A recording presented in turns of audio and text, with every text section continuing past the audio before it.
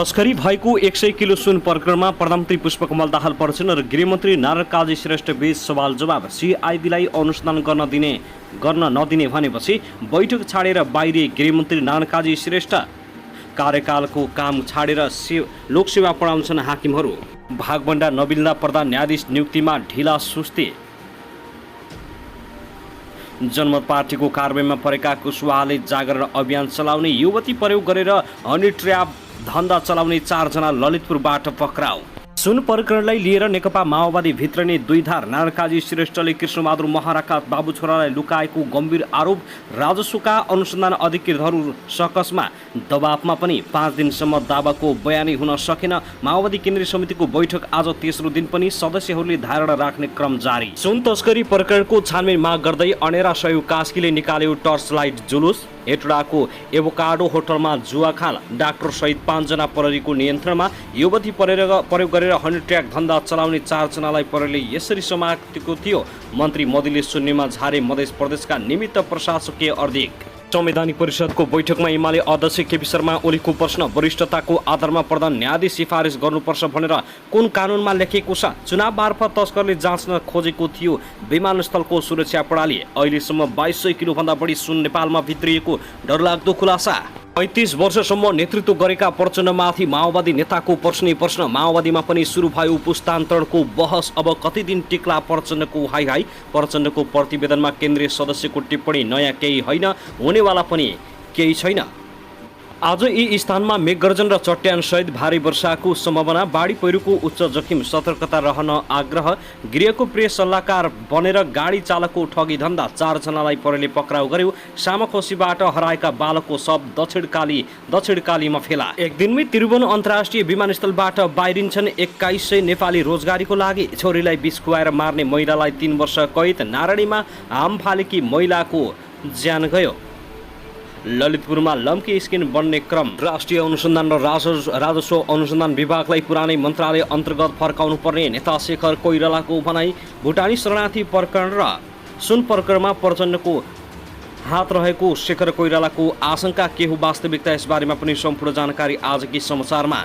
राष्ट्रिय स्वतन्त्र पार्टीका सभापति रवि लामिछाने चारैतिरबाट आलोचित। कति दिन टिक्ला उनको यस्तो स्टन्टबाजी? सुन तस्करी प्रकरणमा प्रधानमन्त्रीकै संलग्नता हुन सक्छ शेखर कोइराला। विधेयकमा हाम्रा माग समेटिनुपर्छ शिक्षा सङ्घको भनाई। साउन 16 गते बसेको मन्त्री परिषदका हुन् 16वटा निर्णय। र मुलुकको आर्थिक अवस्थाप्रति सरकार गम्भीर नभएको उपमहासचिव प्रदीप कुमार गेवाली। सुन प्रकरणमा गृहमन्त्री नारायण काजी श्रेष्ठ, वर्षमान पुन, कृष्णबहादुर महराको ठूलो हात भएको एमालेको आरोप। कस्ता हम तथ्य, यसबारेमा जानकारी अब हेर्नुहोस् पूरा समाचार। दर्शकबिन नमस्कार, युट्युब च्यानल नेपाली खबर मिडियामा तपाईहरूलाई हार्दिक स्वागत छ। यदि हाम्रो च्यानललाई अहिलेसम्म सब्सक्राइब गर्नुभएको छैन भने सब्सक्राइब गरी नजिक रहेको बेल आइकन दबाई हामीसँग जोडिनुहोला। दर्शकबिन सदा झैं आज पनि हामी तपाईहरुमाझ देशभरका विभिन्न समसामयिक घटनाक्रमका साथ उपस्थित भएका छौं। यो भिडियोलाई अन्तिमसम्म हेर्नुहोला, साथै कहाँ देखेर देउनुहुन्छ, के भन्न चाहनुहुन्छ, तपाईको मनमा लागेको प्रतिक्रिया कमेन्ट बक्समा छोड्न नभुल्नुहोला। दर्शकबिन के तपाईँ हाम्रो च्यानलमा नियमित श्रोता हुनुहुन्छ? यदि नियमित हुनुहुन्छ भने तल कमेन्ट बक्समा नियमित अथवा रेगुलर लेख्नुहोस्। नयाँ हुनुहुन्छ भने सब्सक्राइब गर्न नभुल्नुहोस् ताकि नयाँ अपडेटका साथ हामी तपाईहरुमा छलफल उपस्थित भइराख्नेछौँ। हाम्रा समाचारहरू तपाईहरूलाई के कस्तो लागिरहेका छन्, जस्तो लाग्छन् त्यस्तै प्रतिक्रिया छोड्न नभुल्नुहोला। दर्शकबिन आउनुहोस् आजको पहिलो खबरतर्फ लागौं। कोशी मधेस गण्डकी लुम्बिनी र सुदूरपश्चिम प्रदेशका केही स्थानमा मेघगर्जन र चट्यान सहित भारी वर्षाको सम्भावना छ। मौसम पूर्वानुमान महाशाखाले लुम्बिनी गण्डकी र बागमती प्रदेशको तराई भूभाग र मध्य प्रदेशका थोरै स्थानमा हावाहुरीको सम्भावना पनि रहेको बताएको छ। हाल देशभर आंशिकदेखि सामान्य बदली रहे। कोशी गण्डकी र सुदूरपश्चिम प्रदेशका थोरै स्थान र बाँकी प्रदेशका 1-2 स्थानमा हल्का वर्षा भइरहेको छ। दिउँसो देशभर आंशिकदेखि सामान्य बदली रहनेछ। देशका पहाडी भूभागका केही स्थान र बाँकी भूभागका थोरै स्थानमा हल्कादेखि मध्यम वर्षाको सम्भावना रहेको छ। कोशी बागमती गण्डकी लुम्बिनी र सुदूरपश्चिम प्रदेशका 1-2 स्थानमा मेघगर्जन चट्यान सहित भारी सम्भावना रहेको बताइएको छ भने आज शुक्रबार राति देशभर आंशिकदेखि सामान्य बदली रहनेछ। सुदूरपश्चिम प्रदेश लगायत कोशी बागमती गण्डकी र लुम्बिनी प्रदेशका पहाडी भूभागका केही तथा बाँकी प्रदेशका थोरै स्थानमा हल्कादेखि मध्यम वर्षाको सम्भावना रहेको छ। बागमती, गण्डकी र सुदूरपश्चिम प्रदेशका 1-2 स्थानमा मेघगर्जन र चट्यानसहित भारी वर्षाको सम्भावना छ भने बाढी पहिरोको पनि उच्च जोखिम रहेको छ। भारी वर्षाका कारण नदीको जलसतह बढ्ने, गेग्रान बहाव, बाढी पहिरो तथा भूक्षय र हावाहुरी जस्ता प्रकोप हुन सक्ने भएकाले जनस्वास्थ्य, कृषि, दैनिक जनजीवन, सडक तथा हवाई यातायातमा हुन सक्ने असुविधा, जोखिम वा क्षतिबाट बच्न आवश्यक सतर्कता अपनाउन महाशाखाले अनुरोध गरेको छ।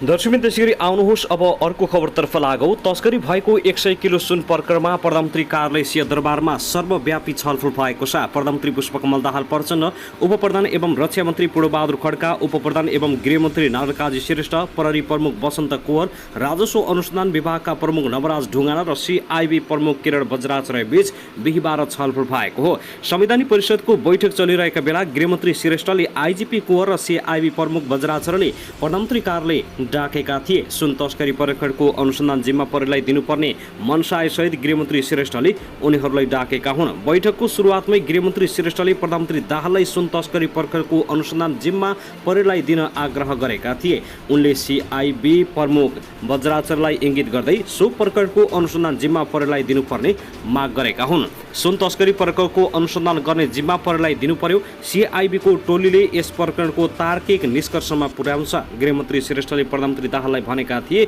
गृहमन्त्री श्रेष्ठको प्रस्ताव प्रधानमन्त्री प्रचण्डले ठाडै अस्वीकार गरेको उच्च स्रोतले बताएको छ। सुन तस्करी प्रकरणको अनुसन्धान राजस्व अनुसन्धान विभागले गरिरहेको छ। राजस्व अनुसन्धान विभागले पनि यो प्रकरणलाई तार्किक निष्कर्षमा पुर्याउँछ। बरु आवश्यक प्रहरीको सहयोग पनि लिन सकिन्छ, प्रधानमन्त्रीको भनाई उद्धृत गर्दै स्रोतले भनेको छ। प्रधानमन्त्रीको जवाबपछि गृहमन्त्री श्रेष्ठले असन्तुष्ट जनाएका छन्। उच्च स्रोतका अनुसार उनीहरूबीच केही बेर सवाल जवाब समेत भएको थियो, साथै चर्का-चर्की समेत परेको थियो।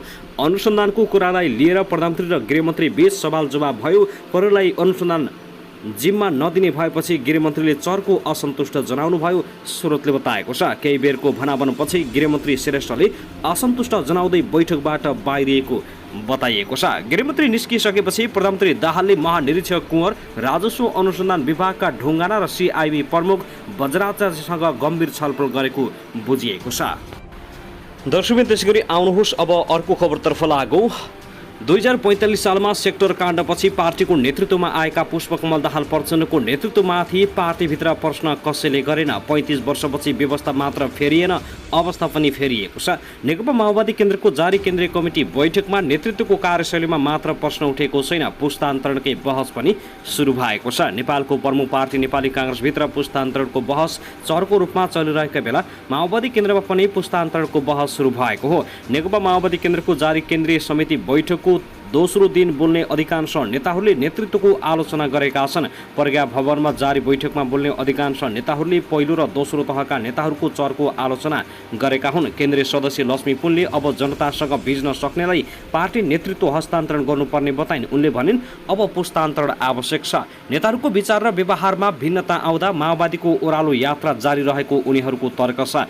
उनीहरूले पार्टीको शीर्ष भूमिकामा रहेका अधिकांश नेताहरूमा परिवारवाद हावी हुँदा कार्यकर्तामा निराशा आएको बताए। बैठकमा बोल्ने क्रममा नेताहरूले गुटका आधारमा कार्यकर्ताको मूल्याङ्कन हुने परिपाटीले अन्याय भएको समेत बताएका छन्। पहिलो र दोस्रो तहका नेताहरू परिवारवादमा रमाउँदा पनि पार्टीमा समस्या आएको भन्दै अधिकांश बोल्ने नेताहरूले आक्रोश पोखेका छन्। नेताहरूको गोठमा भएका र गोठमा नलाएका बीच भिन्नता छ। पार्टीमा मूल्याङ्कन विधि नहुँदा कार्यकर्ताहरूमा निराशा छाएको छ। पार्टीमा संस्थागत प्रक्रिया र पद्धति नहुँदा स्वार्थी समूह जन्मिए। नेता ओमप्रकाश पुनले भने, निगाहमा माओवादीमा पद पाउनुपर्ने अवस्था आउँदा कार्यकर्ताहरूले काम गर्न छोड्नु स्वाभाविक भएको भन्दै नेताको व्यवहारप्रति बोल्ने नेताहरूले असन्तुष्ट पोखेका छन्। नेकपा माओवादीमा नयाँ वर्ग जन्मेको पनि आरोप लागेको छ। अध्यक्ष पुष्पकमल दाहाल प्रचण्डको उदारताका कारण पार्टीमा समस्या आएको नेताहरूले धारणा राखेका छन् भने जिम्मेवारी बाँडफाँडले कार्य सम्पादनमा समस्या आएको छ। माओवादीको साङ्गठनिक संरचना नयाँ बनाउनु पर्ने कुरा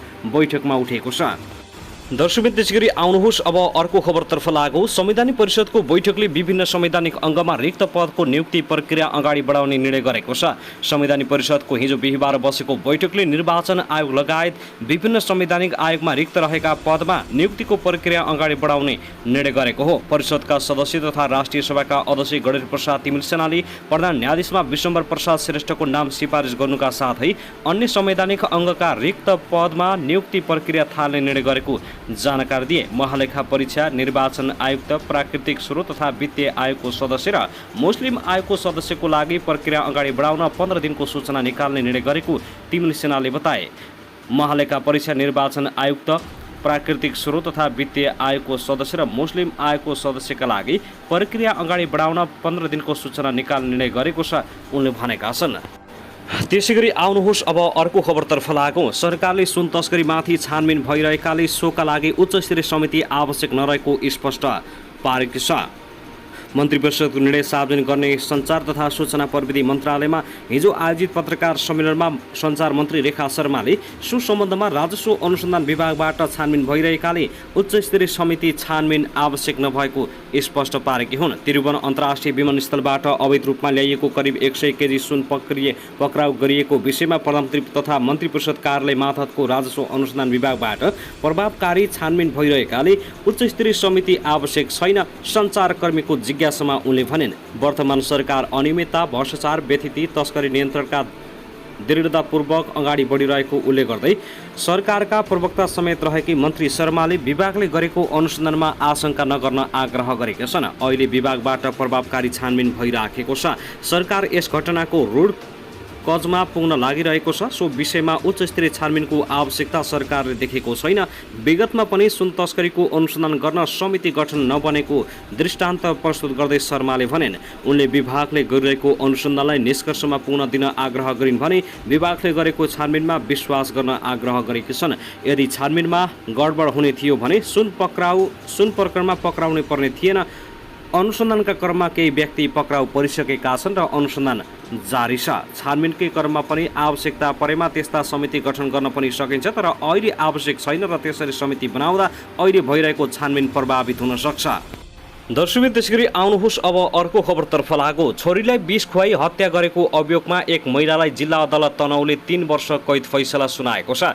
अदालतले पोखरा महानगरपालिका 24 कास्की कोर्टकी 29 वर्षीय सुषमा विकलाई 3 वर्ष कैद र 30,000 रुपियाँ जरिमाना सजाय सुनाएको हो। जिल्ला न्यायाधीश हरिश्चन्द्र ढुङ्गानाको बुधबारको इजलासले यो फैसला गरेको जिल्ला अदालतका इजलास अधिकृत कृष्ण गौतमले जानकारी दिए। सुषमाले 2077 माघ 19 गते दिउँसो तनहुँको आबु खैरेनी गाउँपालिका 2 खानीखोला स्थित न्यू लिग प्यालेस एन्ड लजमा बस्ने क्रममा छोरीलाई विष खुवाएर आफूले पनि विष सेवन गरेकी थिइन्, तर होटल सञ्चालकले भने भेटेर दुवैलाई तत्काल उपचारका लागि चितवनको भरतपुर स्थित पुरानो मेडिकल कलेजमा लगेका थिए। उपचारका क्रममा छोरी कुसुमको सोही दिन मृत्यु भएको थियो। सुषमा भने उपचार प्रस्ताव निको भएकी थिइन्। घटनापछि पति मनोज विकलले 2077 माघ 25 गते सुषमा विरुद्ध जाहेर दिएका थिए। घटना हुँदा मनोज वैदेशिक रोजगारीको क्रममा मलेसिया गएको बुझिएको छ। सुषमालाई प्रहरीले 2078 साउन 30 गते पक्राउ गरेको थियो भने उनी विरुद्ध जिल्ला सरकारी वकिल कार्यालयले 2078 भदौ 16 गते जिल्ला अदालतमा कर्तव्य ज्यान सम्बन्धी मुद्दा दर्ता गरेको थियो। सुषमा भदौ 18 गतेदेखि तनहुँ जिल्ला कारागारमा पूर्वपक्षका लागि थुनामा थिइन्। त्यसैगरी आउनुहोस् अब अर्को खबरतर्फ लागौँ। पाल्पामा 2 बालिकालाई बलात्कार गरेको आरोपमा 1 जना पक्राउ परेका छन्। तानसेन नगरपालिका 8 पाखे खर्क बस्ने 22 वर्षीय विशाल ठडराई पक्राउ परेको जिल्ला प्रहरी कार्यालय पाल्पाका सूचना अधिकारी परिनायब उपरीक्षक वीरेन्द्र थापाले जानकारी दिए। गत आइतबार बिहान 9 बजे 11 वर्षीय बालिकालाई उनले बलात्कार गरेको आरोप लागेको छ। सोही दिन दिउँसो 1 बजे 13 वर्षीय अर्की बालिकालाई पनि बलात्कारको प्रयास गरेको थापाले बताएका छन्। ती बालिकाका आमाहरूले दिएको जाहेरीका आधारमा ठडराईलाई नियन्त्रणमा लिएको छ। घटनाबारे थप अनुसन्धान भइरहेको प्रहरीले जनाएको छ। दर्शकबिन त्यसैगरी आउनुहोस् अब अर्को खबरतर्फ लागौँ। बेल्जियम र काभ्रेको नागरिकता प्राप्त गरेका चिनिया मूलका दावा छिरिङ पक्राउ परेसँगै टोखाको कृषि फार्ममा छापा मारिएपछि 100 किलो सुन काण्डले राजनीतिक रङ्ग बोक्न थालेको छ। त्रिभुवन अन्तर्राष्ट्रिय विमानस्थलबाट यसअघि नै 100 किलो सुन तस्करी भई विभिन्न ठाउँमा गाल्दै प्रशोधन गर्दै भारत र नेपालका बजारमा बिक्री वितरण गरेको र त्यसमा राजनीतिक संरक्षण रहेको पाउन थालिएको हो। राजनीतिक संरक्षण प्राप्त भएको पुष्टि हुन थालेपछि सांसदहरू संसद बन्द गर्दै आरोप प्रत्यारोपमा उत्रिएका छन्। माओवादी केन्द्रका नेताले एमालेमाथि आरोप लगाउने र एमाले नेताले सत्ताधारी दलमाथि आरोप प्रत्यारोप लगाउने क्रम बढेको छ। एमाले सुनकाण्डमा माओवादी उपाध्यक्ष कृष्णबहादुर महरा र उनका छोराको संलग्नता रहेको बताइरहँदा माओवादीहरू भने झापाको गिरिबन्धु टी स्टेटको जग्गा काण्डमा मतियारको संलग्नता आरोप लगाउँदै आएका छन्। एमाले उच्च स्तरीय राजनीतिक छानबिन समिति बनाउनु पर्ने माग गरिरहँदा माओवादी नेताहरू अहिले आवश्यक नभएको भन्दै आफ्ना नेता बचाउन खोजिरहेका छन्। यता एमाले नेताहरूले भने समिति बनाएर आफ्ना नेताको संरक्षण गर्न संसद नै बन्द गरेर समितिको माग गरिरहेको आशंका सार्वजनिक वृत्तमा गर्न थालिएको छ। राजस्व अनुसन्धान विभागले भने सुन प्रकरणमा पक्राउ परेका 18 जनालाई सोधपुछ गर्दै नयाँ फन्दा पत्ता लगाइरहेको छ। अनुसन्धान टोलीले हालसम्म राजनीतिक व्यक्तिहरूको संलग्नता पत्ता नलागेको र संरक्षण भए नभएको विषयमा खोज नीति जारी नै रहेको बताएको छ। दर्शकबिन त्यसैगरी आउनुहोस् अब अर्को खबरतर्फ लागौँ। राष्ट्रिय स्वतन्त्र पार्टी राष्ट्रपाका सभापति रवि लामिछानेले आफू निर्वाचित भएको 100 दिनको अवसरमा आफ्नो क्षेत्रका लागि विशेष कार्यक्रम सार्वजनिक गरेका छन्। उनले हिजो बुधबार एक कार्यक्रमका बीच निर्वाचन क्षेत्रमा विशेष कार्यक्रमको घोषणा गरेका हुन्। घोषणा गरिएका कार्यक्रममा महिलाका लागि एउटा बस आफ्नो निर्वाचन क्षेत्रमा हिजोदेखि नै निःशुल्क सञ्चालन गर्ने उल्लेख गरेका थिए। पार्टीको झण्डामा प्रयोग भएको रङ्ग निलो भएकाले बसलाई ब्लू बस पनि भनिएको छ। बसमा महिला मात्र चढ्न पाउने बस चितवन क्षेत्र नम्बर 2 का शहरी क्षेत्रमा सञ्चालनमा आउनेछ। बस चढ्नेहरूका लागि कार्ड वितरण गरिनेछ। बसभित्र महिलाका लागि अत्यावश्यक सामग्री सँगै सांसद लामिछानेलाई चिठी राख्ने ठाउँको व्यवस्था राखिएको छ। लामिछानेले चुनावको समयमा घोषणा गरेको विदेशमा रहेका 100 जनालाई नेपालमा रोजगारीको घोषणा गरेका छन्। उनीहरूलाई मासिक 40,000 देखि 1,50,000 सम्मको तलबको व्यवस्था हुनेछ। लामिछानेले हरेक 4 महिनामा सार्वजनिक सुनाइ गर्ने भन्दै पहिलो कार्यक्रम आउँदो भदौ 10 गतेका लागि घोषणा गरेका छन्। 65 वर्ष माथिका ज्येष्ठ नागरिकलाई लक्षित गर्दै मोबाइल क्लिनिक सञ्चालनमा ल्याइएको छ। त्यसमा मेडिकल अधिकृत सहितको स्वास्थ्य कर्मीको समूहले घरमा नै पुगेर सेवा दिनेछ भने थप उपचार आवश्यक परेमा परामर्श गरी अस्पताल पठाइने व्यवस्था पनि मिलाइएको छ। उनले स्वास्थ्य चितवन अभियान अन्तर्गत आफ्नो क्षेत्रका विपन्न नागरिकलाई 5 लाख रुपियाँ बराबरको स्वास्थ्य बिमा कार्यक्रम सुरु गरिने बताए। पहिलो चरणमा 100 जनालाई समावेश गरिनेछ। लामिछानेले पहिलो चरणमा 2 विद्यालयका कक्षा 11 र 12लाई नमुना विद्यालयका रूपमा विकास गर्ने बताएका छन्। भरतपुर महानगरपालिकाको रामनगर मावि र कालिका नगरपालिकाको चतुर्मुखी माध्यमिक विद्यालयका कक्षा 11 र 12 का विद्यार्थीलाई पहिलो चरणमा उत्कृष्ट शिक्षा दिएर ती 2 विद्यालय नमुना बनाइछ। त्यसैगरी अन्य कक्षा र अरू विद्यालय नमुना बनाउँदै लगिनेछ। उनले इच्छा कामनाको भाराङको आधारभूत विद्यालयलाई पनि नमुना शैक्षिक संस्थाका रूपमा विकास गरी आवासीय विद्यालय बनाउन सुरु गरिएको जानकारी दिएका छन्। कार्यक्रमको घोषणाका क्रममा नारायणघाट मुङलिङ सडकमा वर्षाको समयमा यात्रुले दुःख पाउने गरेको भन्दै उनले 20 जनाको स्वयंसेवी समूह आरएटी परिचालन गर्ने बताएका छन्। वर्षाको समयमा मात्र यो र्यापिड एक्सन टिम परिचालन हुनेछ। उनकै कार्यक्रममा आफूले प्राप्त गरेको मत 54,174 बराबर फलफुल र अन्य बिरुवा निर्वाचन क्षेत्रमा रोपिने जानकारी गराएका छन्। दर्शकबिन त्यसैगरी आउनुहोस् अब अर्को खबरतर्फ लागौँ। कोशी प्रदेशको मन्त्री परिषदमा नअटाएपछि प्रधानमन्त्री पुष्पकमल दाहाल प्रचण्डका ज्वाइँ जीवन आचार्य काठमाडौँ आइपुगेका छन्। उनी हिजो बुधबार हवाई माध्यमबाट काठमाडौँ पुगेका हुन्। एमाले नेता हिक्मत कार्की नेतृत्वको सरकारमा पर्यटन, वन तथा वातावरण मन्त्री बनेका आचार्य काङ्ग्रेस नेता उद्धव थापा पहिलोपटक मुख्यमन्त्री नियुक्ति हुँदा आर्थिक मामिला तथा योजना मन्त्रालयको जिम्मेवारी सम्हालेका थिए। सर्वोच्च अदालतले थापा नेतृत्वको सरकारलाई अवैध गरेपछि सभामुख बाबुराम गौतमले राजीनामा दिएर सरकार गठनमा सहयोग गरेका थिए। सभामुखबाट राजीनामा दिएका गौतम बुधबार आचार्यले सम्हालेको आर्थिक मामिला तथा योजना मन्त्रालय पाएका छन्। गौतमलाई आचार्यको ठाउँमा मन्त्री बनाउन माओवादी नेताहरूले शीर्ष नेतृत्वलाई दबाब दिएको स्रोतको भनाइ छ। आचार्य मन्त्री बन्न नपाएपछि झोक्किएर काठमाडौँ आएको स्रोतले बताएको छ। त्यसैगरी आउनुहोस् अब अर्को खबरतर्फ लागौँ। धरानमा रोहित चौधरीलाई गोली हानी हत्या गरेको आरोपमा प्रहरीले 2 जनालाई पक्राउ गरेको छ। विराटनगरका चौधरीको हत्या आरोपमा प्रहरीले पिस्तोल सहित 2 जनालाई पक्राउ गरेको सुनसरी प्रहरीले जनाएको छ। घटना भएको 12 दिनपछि हत्या आरोपितलाई प्रहरीले सार्वजनिक गर्ने तयारी गरेको हो।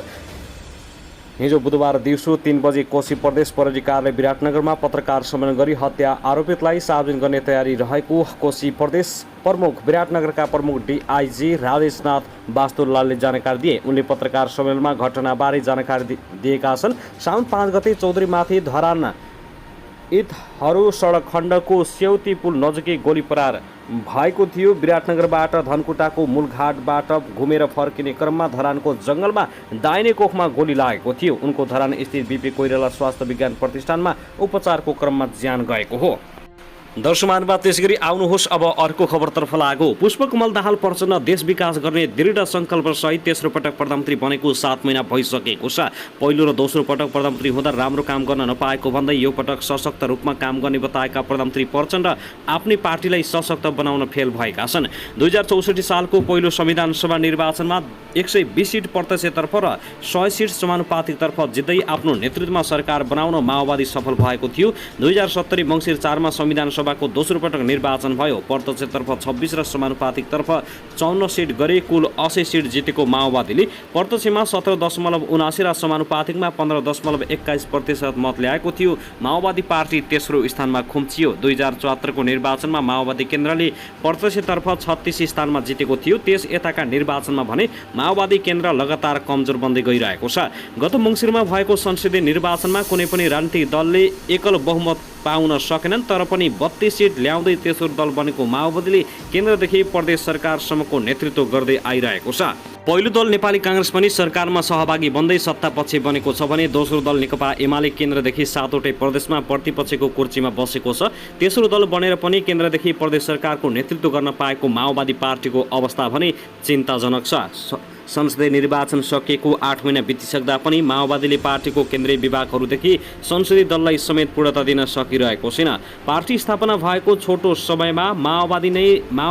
समयमा नै नयाँ दलहरूले माओवादीको वर्तमान सिट सङ्ख्याको हाराहारी सिट जित्न थालेका छन्। त्यसैले पनि थोरै सिटका बावजुद सत्तामा पुगेका माओवादी अध्यक्ष प्रचण्डले राम्रो काम गरेर देखाउनु छ नै पार्टीलाई बलियो बनाउन पनि आवश्यक छ। यो पटक प्रधानमन्त्रीको रूपमा प्रचण्डको काम र पार्टी दुवै जनताको अपेक्षा अनुसार हुन नसके अर्को चुनावमा माओवादी दलको पत्ता साफ हुने डर प्रचण्डलाई देखिएको छ। यसपटक नै केही न केही सुधार देखिने गरी काम गर्नुपर्ने चुनौतीका बीच नक्कली भुटानी शरणार्थी प्रकरणमा चौतर्फी प्रशंसा बटुलेका प्रचण्डले सुन प्रकरणमा कतै ताली त कतै गाली खाइरहेका छन्। गैर कानुनी रूपमा ठूलो परिणाममा नेपालमा भित्रिएको अवस्थामा सुन समाएको भन्दै प्रशंसा बटुलेका प्रचण्डले संसदमा प्रमुख प्रतिपक्षको विरोध र अवरोध खेप्नु परेको छ। यस प्रकरणमा अब उनले कस्तो भूमिका खेल्छन् भन्ने कुराले उनको तेस्रो कार्यकालका कामको मूल्याङ्कन भएको छ भने सुन तस्करीमा आफ्नै माओवादी नेताहरू नै फसेकाले उनलाई जोगाउन पनि गृहमन्त्री लागि परेको बताइएको छ। दर्शकमानवा त्यसगरी आउनुहोस् अब अर्को खबरतर्फ लागौँ। सुनसरीको इटहरीमा लालबहादुर विश्वकर्माले न्याय पाएका छन्।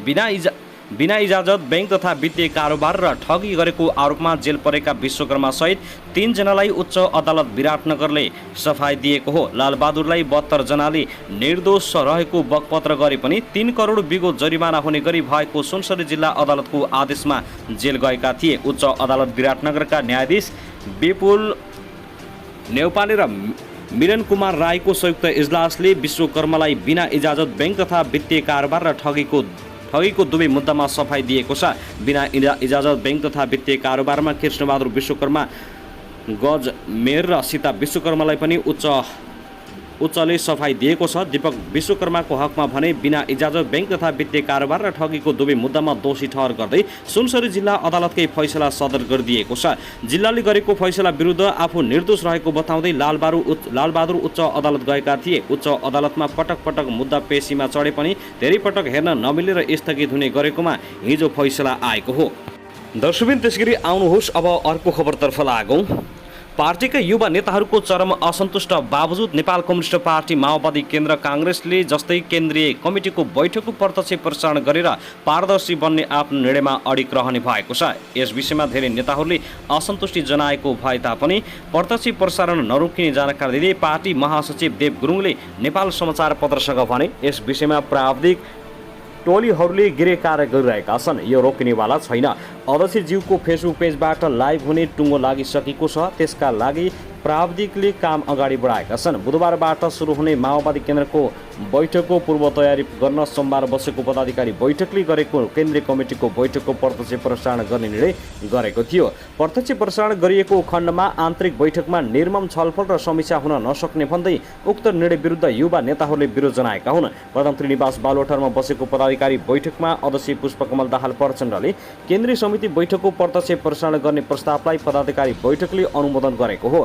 पदाधिकारी बैठकले अनुमोदन गरे पनि पार्टीका अन्य नेताहरूले भने कम्युनिस्ट पार्टीको महत्त्वपूर्ण बैठक मानिने केन्द्रीय समिति बैठक सार्वजनिक गर्नु उपयुक्त नभएको धारणा व्यक्त गरेका छन्। पूर्व विज्ञान तथा प्रविधि मन्त्री समेत रहेका पार्टी सचिव गणेश शाहले प्रत्यक्ष प्रसारण गर्ने विषयमा धेरै नेताहरूको असन्तुष्ट रहेको बताए। बढ्दो प्रविधिसँगै यसको उपयोग गर्नु ठिकै भए तापनि धेरैले पार्टीको आन्तरिक विषय बाहिर सार्वजनिक गर्नु ठिक नभएको धारणा राखेको जानकारी दिँदै उनले भने बुधबार बस्ने स्थायी समिति बैठकमा यसबारे छलफल हुनेछ। पोलिट ब्युरो सदस्य हिमाल शर्माले पनि कम्युनिस्ट पार्टीले अरू पार्टीको सिको गरेर आन्तरिक छलफल र मतभेदलाई बाहिर देखाउनु राम्रो नहुने भन्ने कोणबाट केही नेताहरूले सुझाव दिएको जानकारी दिँदै भनेका छन्। तर पार्टीले निर्णय नै गरिसकेपछि बैठक लाइभ हुन्छ। यस विषयमा मेरो पनि धारणा लाइभ गर्नुपर्छ भन्ने नै हो। यसबाट आम नागरिकले दलको राजनीतिक तथा वैचारिक धारणा र एजेन्डाहरूका बारेमा जानकारी पाउँछन्। साथै राजनीतिमा खुल्ला बहस सुरु हुनेछ।